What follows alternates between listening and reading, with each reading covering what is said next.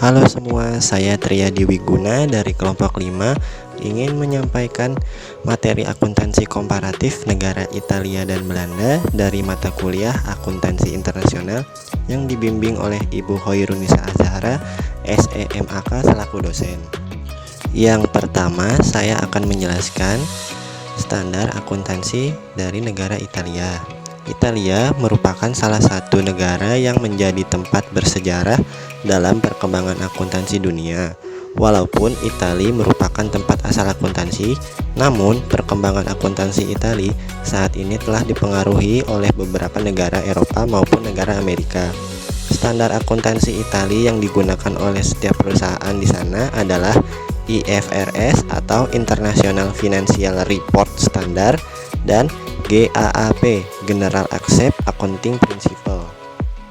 Faktor yang mempengaruhi perkembangan internasional negara Italia yaitu sumber pendanaan. Pemerintah Italia sangat intensif dalam mendorong kegiatan investasi atau pendanaan dalam setiap bisnis legal yang ada di negaranya. Berbagai program pendanaan pun disusun untuk memperluas dan menguatkan perekonomian Italia. Ada 3 sumber pendanaan Italia, yaitu berasal dari negara Eropa lainnya, pemerintah, dan pihak lainnya. Usaha penyediaan dana selain dilakukan oleh pemerintah Italia, tetapi usaha ini juga didorong oleh European Union atau Uni Eropa untuk meningkatkan dan menguatkan perkembangan ekonomi, kompetisi, dan mendukung usaha kecil dan medium di Italia. Tujuan dari kegiatan pendanaan yang diberlakukan oleh pemerintah Italia yaitu yang pertama, memenuhi pinjaman usaha kecil, menengah, dan besar untuk meningkatkan modal kerja. Yang kedua, meningkatkan industri jasa, perdagangan, dan pariwisata. Yang ketiga, memajukan dan menguatkan ekonomi sektor bisnis lokal.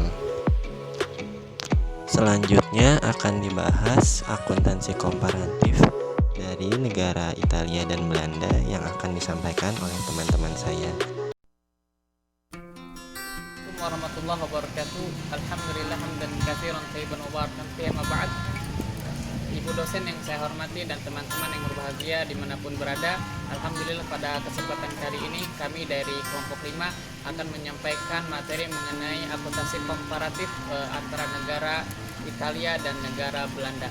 Seperti yang kita ketahui bahwasannya akuntansi komparatif digunakan untuk transaksi internasional dan digunakan sebagai perbandingan akuntansi antara negara. Di mana di sini Italia dia menggunakan akuntansi berstandar IFRS jika bertransaksi dengan internasional, maksudnya bertransaksi di luar negara Italia, dan juga diharuskan di Italia lembaga seperti perbankan dan lembaga asuransi dia menggunakan akuntansi IFRS yang artinya adalah International Financial Reporting Standard.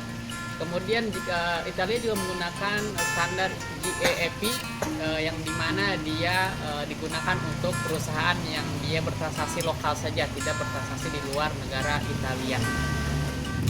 Di sini saya akan membahas tentang struktur laporan keuangan negara Italia dan Belanda.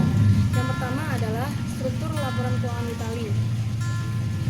Yang satu, laporan laba rugi disertai dengan kerugian maupun keuntungan yang belum direalisasikan.